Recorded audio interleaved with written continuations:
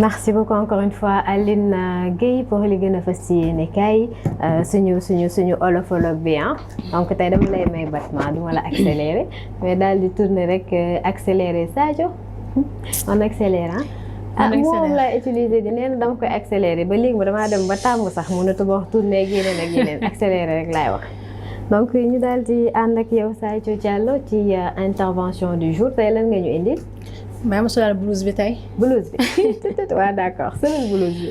alors tey dañuy dem suñu intervention du jour Fatou tey dañuy waxtaane tamit santé du ma dem si jigéen du ma dem si góor damay dem si ñëpp alors balaa loolu daam question yi bëggoon laaj Fatou. d'accord tey boo toogoon jékki-jékki sa bopp bi di metti si ban garab ngay njëkk a xalaat. paracétamol.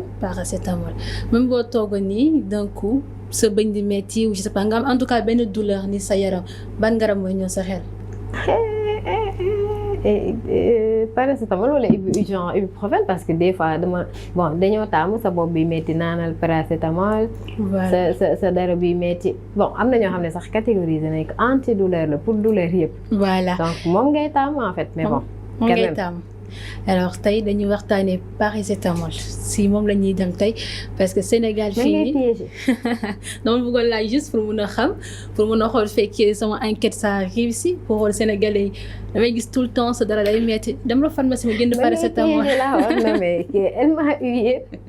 Pas d'accord. Je te pose juste des questions donc merci si leeral yooyu si réponse yooyu nga indi alors tey Sénégal sa dara buy metti Fatou danga naan demal pharmacie ba jënd paracétamol plaque bi suma juumu ñu ngi koy jaayee 100 francs fekkee juumu et donc c'est facile c'est accessible et soxlawul ordonnance pour nga am paracétamol mais am na nit ñi di fàtte mooy tey loo mënti jël si sa àdduna dafa am lu ñuy naan risque dafa am danger maanaam tey man su ma yeewoo sax ma jël bi bind sama yaram loolu mën na am après effet si sama yaram parce que j'ai rajouté quelque chose loo xam ne bokku woon si sama nature.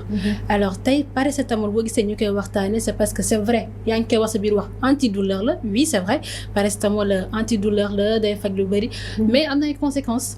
alors tey déjà pour utilisation de paracétamol Sénégal dañoo war a def très attention tey sa bëñ bi metti surtout da ngay jël ñaari paracétamol toogaat 8h ba 8h10 bëñ bi tanewul nga xëccaat jëlaat ñaari paracétamol nga naan tanewul naa yokkaat alors il faut que ñu xam ne dafa am benn délai bu ñu war a respecter buy jël paracétamol c'est-à-dire aujourd'hui soo jëlee paracétamol à 8h da nga war a xaar mat 4 heures de temps pour nga jëlaat paracétamol c'est le temps qu'il faut paracétamol réagir sur ce corps et aussi c'est le temps qu'il te faut nga am droit jëlaat paracétamol et sur ça dafa am aussi benn dosage bi nga war a respecter maanaam tey amoo droit jël par exemple plaquette paracétamol benn tablette paracétamol si journée bi amoo t'as pas le droit par exemple tey boo nekkee adulte boo gisee ñu naan adulte c'est à partir de 50 kilos voire plus yow tu as le droit de prendre 1 gramme de paracétamol par heure ou bien 500 milligrammes. Madame, ñaata comprimé. Madame, tu as droit de prendre 1 gramme. Madame, ça dépend. Fait que 500 milligrammes, par exemple, c'est plaqué, c'est 500.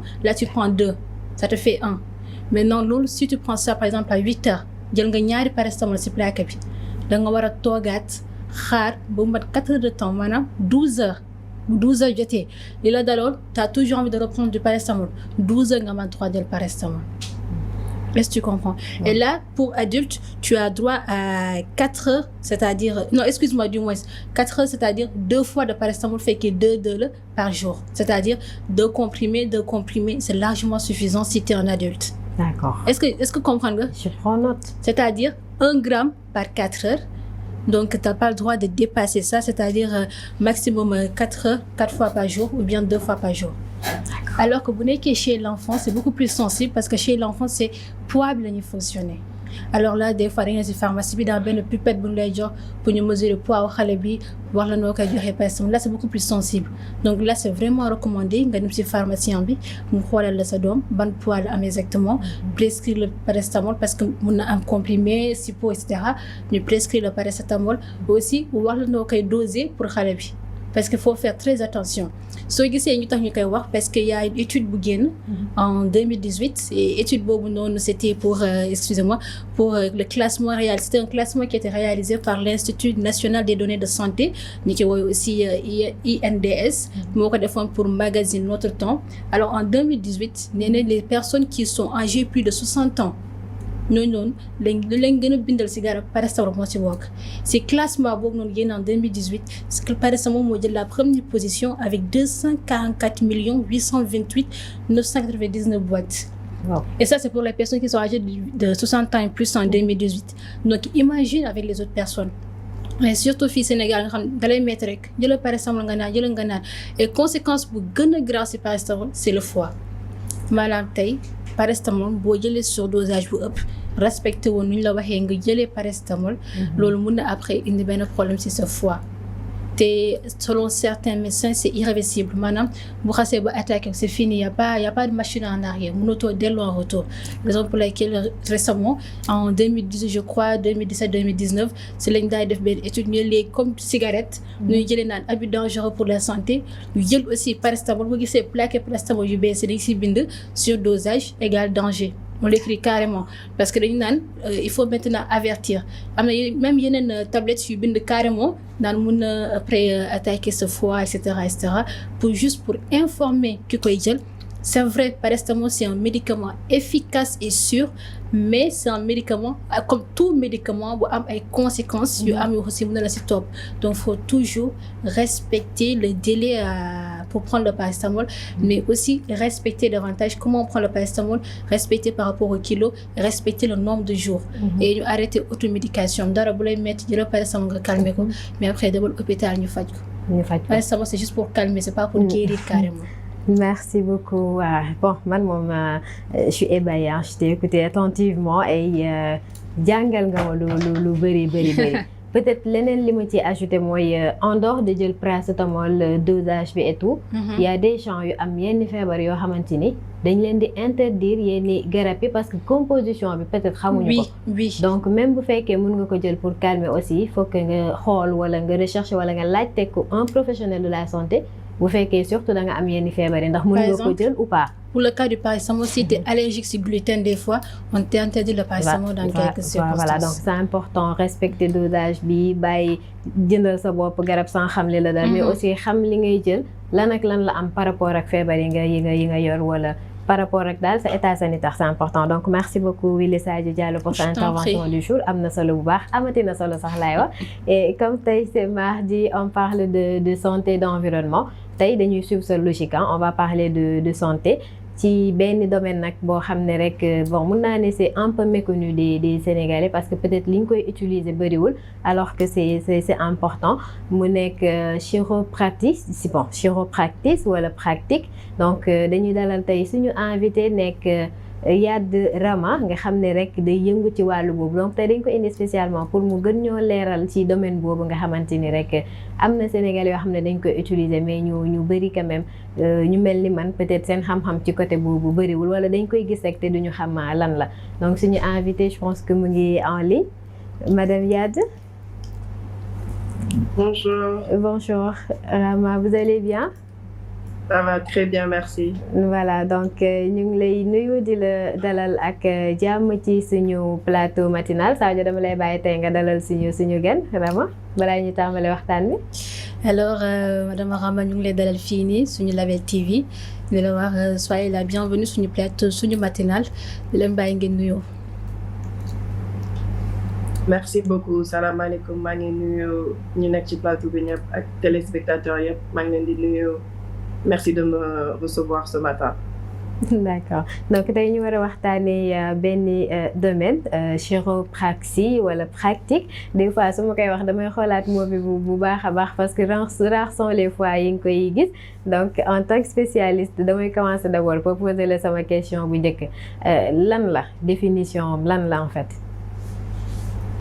Alors chiropraxie en français c'est quand on prend le mot et qu'on le sépare en deux, les deux parties, étymologiquement, ça veut dire soigner avec les mains. Soigner avec les mains. C'est de là-bas que ça vient. Voilà. Donc, l'idée générale de chiropractique, c'est de soigner le corps de façon naturelle. D'accord. Pour les petits maux qu'on a en général, c'est-à-dire les maux de dos, les maux au niveau du cou, les maux de tête. Voilà. Donc Rama xam naa ne tey dinañ voilà donc xam naa ne tey dinañ indi bon médecin yi wala bon suñu invité tey ci olof bi parce que suñuy téléspectateur di ci am ñoo xamante ni olof bi da leen soxal lool et vu que li ngay wax dafa important ci seen côté wala pour ñun ñi nga xamante ni quand même amuñu yenn connaissance yi daf ci baax nga gën a favoriser olof bi daal ko defee ñu gën a am voilà compréhension ci li nga nar a indi tey voilà. sans problème alors li ma doon wax mooy chiropractic le tudd en anglais. man anglais laa ko jàngee mais chiropractic en fait quand suñu jëlee mot bi ci boppam. ñu séparer ko en deux. maanaam lu muy tekki mooy da ngay faj nit ñi ak say loxo maanaam lépp looy faj lépp luy ndigg buy metti bopp yu metti sa loos bi da lay sonal da nga am ay say oom ak say elbow yoo xamante ne day metti en général dañ koy faj mais sa loxo doo utiliser par exemple ay garab doo utiliser ay yeneen yoo xamante ne kenn doo ci biir yaram bi lépp ci biti lañ koy defee pour avoir les mêmes résultats. D'accord. Alors, toujours silence et boobu noonu pour avoir les mêmes résultats mais quelle est la formation maanaam tey ban jàng ban étude la nit ki war a def pour mën a nekk foofu noonu pour mën a du moins exercer métier boobu di chiropraxie. Alors, en fonction de là où on va, mais c'est un doctorat en gros. C'est un doctorat et il y a plusieurs. Le système français bi bokkul ak système américain bi man système américain bi la def et en gros da ngay def sa licence and then c'est un doctorat spécialisé qui normalement dure normalement dina la jël juróomi at pour que nga jeexal ko mais niñ koy defee aux États-Unis mooy ne que formation bi duñ ko arrêté c'est pas comme si da ngay jàng septembre ba mai juin nga tëj après nga ñëwaat non année bi yëpp ngay jàng moo tax dañ ko wàccee ba mu nekk 3 ans et demi. Donc, pour devenir, pour nga chiropracteur, da ngay jàng ba am sa licence après nga dem def sa doctorat et soo paree nag ci loolu noonu nga nekk docteur de chiropraxie. yaa ngi ko doon wax nga ni bu dee par exemple da nga am ndigg buy metti wala loos wala lu mu mënti doon loxo lañ koy fajee léegi avant ñu koy faj maanaam boobu dafa am ay produits yooyu diw soit ci loos bi wala ci ndigg bi soog a jël sa loxo di ko si maase wala. Alors ñun li ñuy def c'est du massage. C'est un ajustement lañ koy tuddee. So en fait dañuy jël ñu déplacer vraiment la partie bi ñu nekk di traiter. La meilleure façon pour wane ko c'est vraiment en vidéo. nga gis benn vidéo de quelqu'un boo xamante ni dafay def nga mën a comprendre parce que différence entre ñun ak un masseur ou un kinésithérapeute c'est que nous dinañ def yu bari ci ñoom li ñuy def. Mais à la fin dañ koy terminer par un ajustement ajustement boobu mooy la grande différence entre ñun li ñuy def ak ñeneen ñi li ñuy def. kon doo leen diw daa ci yaram bi comme ay pommade ak affaire yooyu noonu. dinañ ko def mais c'est pas la majeure part du suñu domaine du loolu moo gën a fës ci li ñuy def comme traitement. loolu c'est juste la première partie parce que en général par exemple su dee sa loos day metti wala sa ndigg bi day metti soo si diwee dara muscles yi nga xamante ni dañuy ferme day lâcher tuuti mu gën a accessible mu tax nga gën a mën a fi ngay dem ci partie boobu noonu mu gën a yomb ci yow pour que nga traité ko. mën nañ jàpp ñu dimbali bu baax ci suñu liggéey. kon yéen mën nañu wax ni bon en général genre mocc ngeen di def quoi même si bon y a une différence parce que dañuy gis boo xawee am rëq wala nga faxaj da ngay dem ci benn soit benn ñi nga xamante ni ñooy mocc ñu bësal la ko et tout on peut dire kon yéen loolu ngeen di def en quelque sorte. En quelque sorte bon toujours day nekk loo xamante ni c'est différent mais su dee da nga ko bëgg comparer ak loo xamante ni am na Sénégal mocc moo si gën a rapproché. moo si gën a moo ko gën a jege.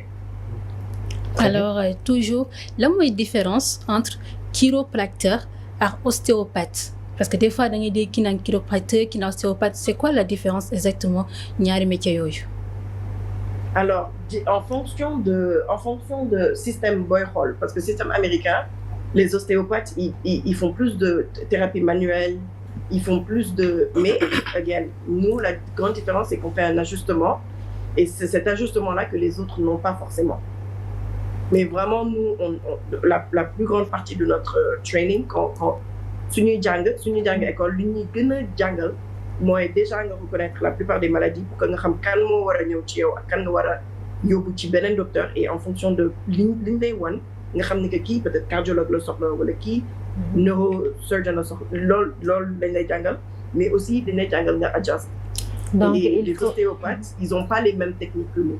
D'accord, donc il faut au préalable consultation, pas rek nit ki ñëw ne la sama los bi wala sama loxo bi day metti, il faut au préalable consultation wala nan ngeen di procéder pour xam carrément cette personne, même si wax na la ban partie réellement mooy metti ci moom wala ban partie la bëgg réellement ñu ajuster ko.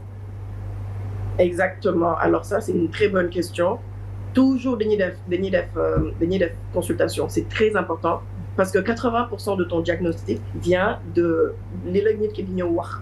Après yow yaay ñëw nga def ay examen dan nga ni ok yow lii moo la dal, mais 90% de yow sa diagnostic ça vient de nit ki su ñëwee ni muy présenté woo, su ñëwee ne la man dama daanu nii laa daanoo, loolu yëpp dafa am importance. D'accord. Et juste pour illustrer ko tuuti, par exemple nit su ñëwee ne la man de sama genou bi day metti, sama genou bi dafay metti, ça fait quelques années que day metti.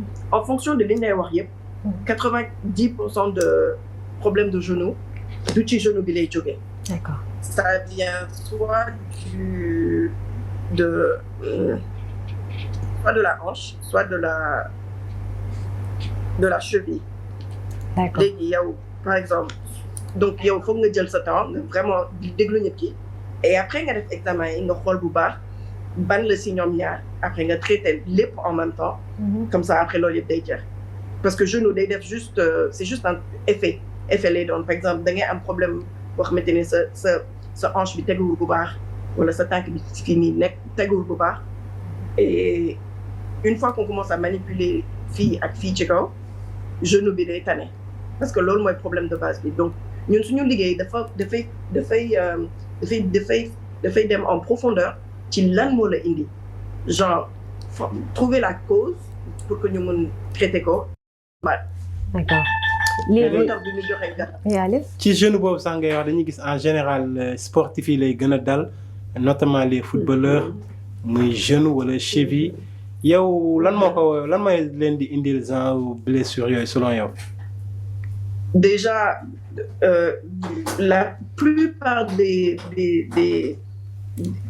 des blessures yi nga xamante ne day am ci joueur yi, c'est parce que benn joueur du ñëw rek jouer foot.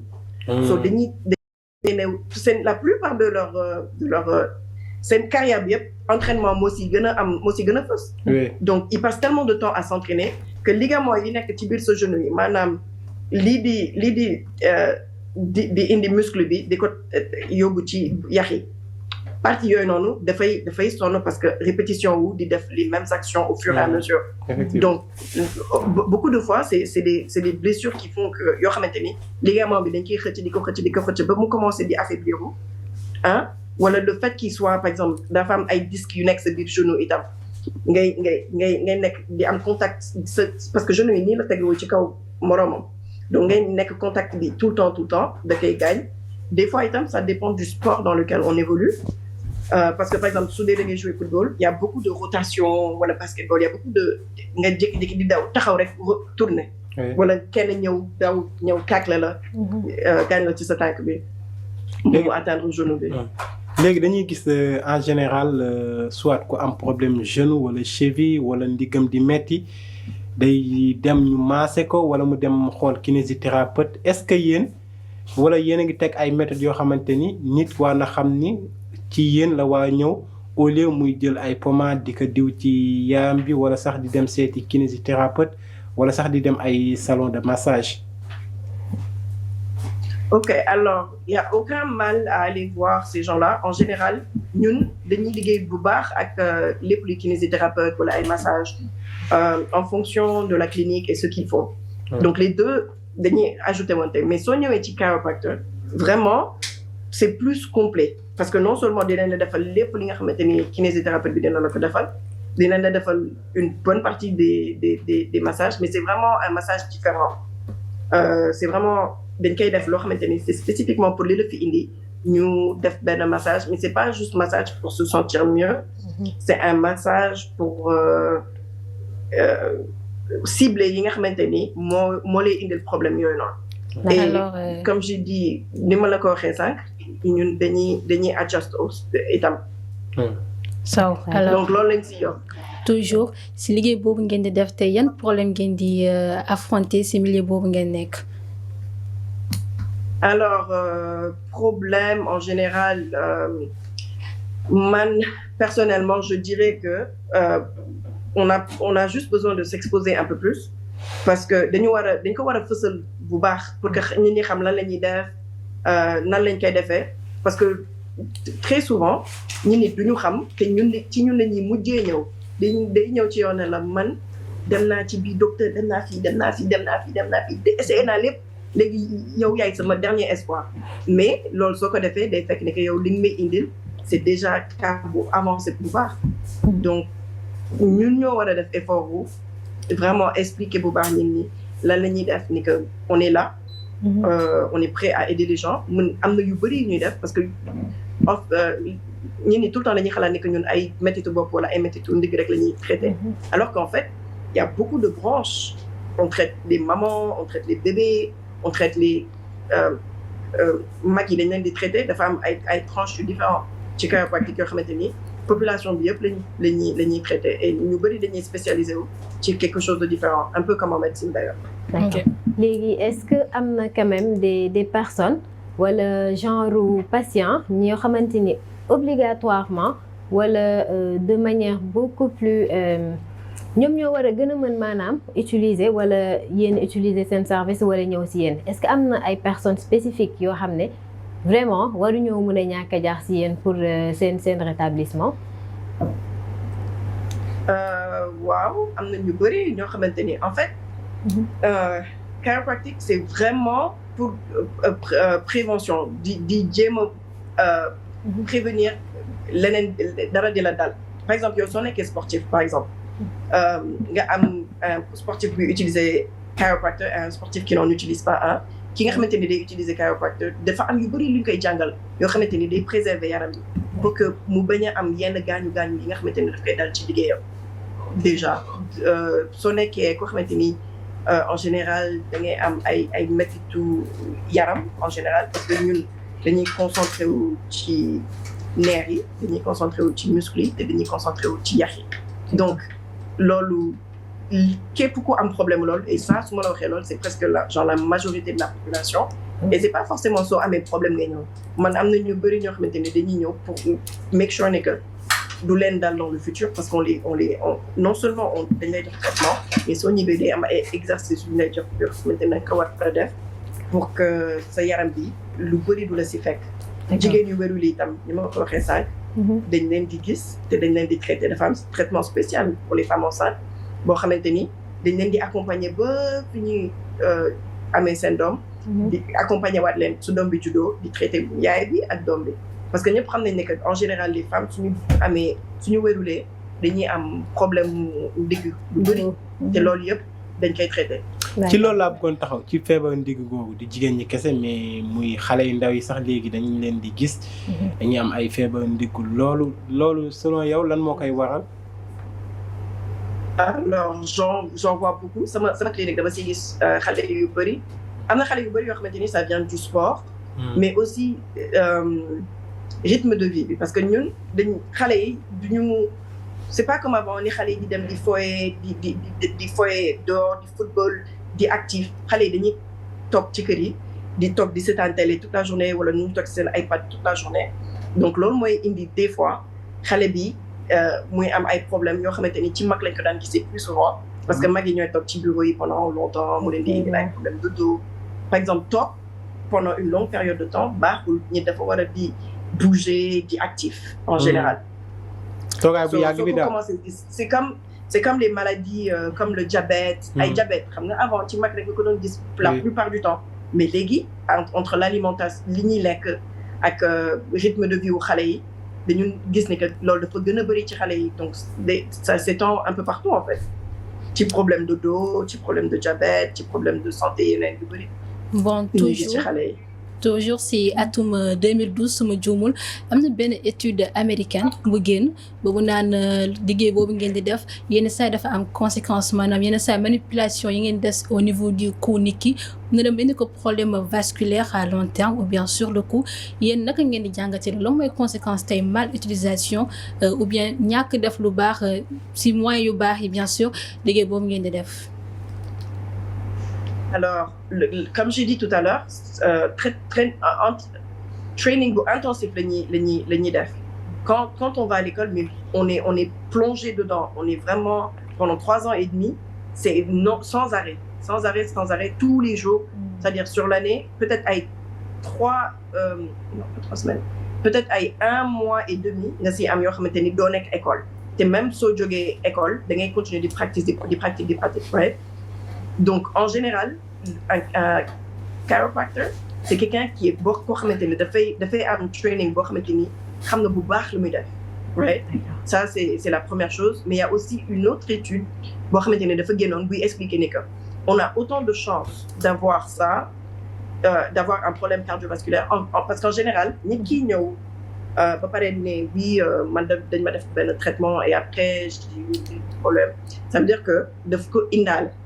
Genre loo xamante ni c'était déjà dans son history, mais par exemple peut-être que docteur bi bu mu ko kiiwee gisul ni que loolu noonu daf si nekkoon, parce que des fois itam genre c'est pour ça qu'on fait beaucoup de extra imaging. On fait beaucoup dañuy def lu ay IRM di def ay rayon X pour gis lan moo nekk ci nit ñi en général. Donc encore une fois, genre il y a tout un training pour reconnaître ce genre de choses, mais il y a aussi une étude qui montre que on a autant de chances d'avoir ça que par exemple nga dem salon, nga toog ci salon bi ci cuvette bi nii ñu raxal sa bopp. Soo bàyyee sa bopp dans cette position pendant longtemps, parce que des fois traitement bi mën na durer assez longtemps, mën na la créer le même problème. Wala nga dem ci dentiste pour ñuy defar say dents, ñu teg la nii ci chaise bi pendant assez longtemps, loolu itam mën na ko créer. Donc déjà c'est extrêmement rare pour que nit ñëw te après mu am problème cardiovasculaire en fonction de ni ñu toucher ce cou bi. Mais de nos jours ñi ngi def training boo xamante ni c'est vraiment pour être sûr que on a la bonne personne, le traitement lui correspond. dañ ci jàngat lu bëri quoi. surtout bu nekkee peut-être liir bi, parce que bu fekkee ni magum jëmm la boo xam ne mën na la wax li koy metti, ngeen defaale aussi seeni analyse xool pour xale bi quand même liir bi dafay gën a délicat, ndax moom bu weesoo li nga xamante ni peut-être moom la ñuy def analyse mënul wax exactement partie bi moo may metti wala partie bi moo nekk, donc c'est un peu délicat quand même jël en charge xale liir en fait. En fait li ma ko waxee sànq dañu am ay kii différents yoo xamante ne dañ koy def. Dañu am par exemple ñii ñoom certain benn âge bi rek la ñuy def, ñii yaay yeeg doom yi rek la ñuy def. Alors le training pour traiter les enfants et les mamans, c'est un training en plus du doctorat qu'on reçoit. So da ngay dem jàngaat beneen programme boo xamante ni ça dure très longtemps, boo xamante ni daf lay yokkaat ay séminaire da ngay dem, et il y a beaucoup de pratiques dedans. Donc du nit day ñëw de chiropracteur du ñëw rek daal di traiter un bébé comme ça. Et beaucoup de fois training boobu noonu ñuy daf leen di wan nan ngay détecter beaucoup de problèmes au niveau de l'enfant, parce qu'on a beaucoup d'autres façons de xam ko sans que xale bi wax la ko. Parce que xale xam nga soo yóbbu sa doom pour ñu defal ko visite tout le temps dañ naan lii mooy xale bu am âge bi lii ak lii war na ko mën a def. Ok, so yow soo demee ci training boobu dañ lay jàngal yooyu, mais dañ lay jàngal yeneen yoo xamante ni c'est spécifiquement pour les enfants par rapport aux os, développement des muscles et le développement seen développement wu nerf yi. Donc xale yi en général c'est très très très très recommandé pour que nga defal ko xale yi, et c'est très amuñu danger par rapport à ça, parce que même ajustement bi ñuy def c'est pas du tout la même chose pour un enfant comparé à un adulte. Am na yeneen outils yoo xamante ne dañ koy utiliser spécifiquement pour les enfants. d'accord léegi ban conseil que peut-être la ñuy jeexalee ngay jox ñi nga xamante ni rek d'habitude dañuy toog lu yàgg wala ñuy rester toute la journée ci benn position bi wala ñuy sentir ne vraiment seen yaram que mu nekk colonne vertébrale ou ailleurs am na daal loo xamante ni déréglé wu na ci pour ñu gën a jël en compte seen wér-gu-yaram. Première chose mooy consulter faut doo xaar ba méthode bi egsi parce que méthode bi c'est vraiment la dernière partie de feebar bi dina nekk sa yaram lu yàgg balaa nga koy sentir da ngay jékki-jékki nga dem ñu ne la ah yow de am nga lii et ça fait tant de temps que yaa ngi koy yor so tout le temps da nga war a di dem gis sa docteur gis nga ñëw si ñun comme ça am na yu bëri yoo xamante ne mën nañ la ko éviter soo teelee ñëw. D'accord. En premier et aussi man en tant que docteur du ma recommander kenn ngay toog lu yàgg même par exemple su dee sa liggéey dafay tax ngay toog soo mënee am chaque 30 minutes wala 45 minutes nga def benn alarme sa téléphone même su dee da ngay jóg taxaw nga dox autour de ton bureau 2 fois daal di ñëw toogaat moo gën que ngay liggéey di continuer pendant aussi longtemps parce que après conséquences yi c'est dans le long terme te loolu comme na nga koy def chaque jour da lay gaañ après. merci beaucoup ma bàyyi la nga tàggoo Ramayat waxtu bi mu ngi ñuy def. merci beaucoup maa ngi leen di jërëjëfal ci li ngeen ma invité. J'espère qu'on pourra parler plus de chiropractique dans le futur et merci. D'accord voilà donc merci beaucoup à vous aussi le remercier ci disponibilité bi partage bi et xam naa ni suñu téléspectateurs yi ak man mi toog su ma fi jógee rek dinaa gën a jël en compte yenn aspects yoo xam ne daal dem na ci sama wér-gu-yaram donc Sadio ma bàyyi la nga tàggoo. Alors déjà merci docteur Ramayat chiropraticienne si leeral yi ñu indil Fatou parce que c'était vraiment intéressant merci Fatou merci Aliou merci aussi képp koo xam ne ñu doon seetaan fii suñu Label TV nekk si xolu Sénégal te foofu laa yem Fatou. foofu nga yem d'accord Aliou. oui di remercier sunu invité docteur Ramayat waxtaan wi amoon na solo mbokk yi ñu amoon mbégte loolu teew fi depuis 8 heures ba tey ñu leen di jox dig daje ëllëg bu soobee suñu borom. di leen ñaanal kenn lu jàmm. voilà merci Aliou merci Sadio ci àndandoo bi comme ni ma koy waxee su ma leen amuloon dama leen di créer parce que nag li ma leen di bëgg dàq yëpp sans yéen moom xam naa ni matinal bi daal dina doy waar donc di remercier Ramayat mi nga xamante ni rek moom la ñu invité woon tey ci pertinence waxtaan bi explication yi lépp li nga xamante ni rek yaatal na ko fi dinañ ci gën a dellu si waat mu gën a yaatal parce que c'est important et sénégalais yu bëri xamuñu aspect bi ñu doon waxtaanee tey remercier téléspectateurs yi ànd ak ñun depuis 8 heures ci suñu émission suñu matinal ci suñu Label TV ci xolu Sénégal donc dañ leen di jox rek dig daje demain inchallah même team bi yeneen invité yeneen thème d'ici là portez-vous bien et xaar leen waa kaa bi ak waa suñu buzz ñu ngi ñëw ci kanam pour li nga xamante ni moo des ci journée bi ñu yendoog jàmm. Yep.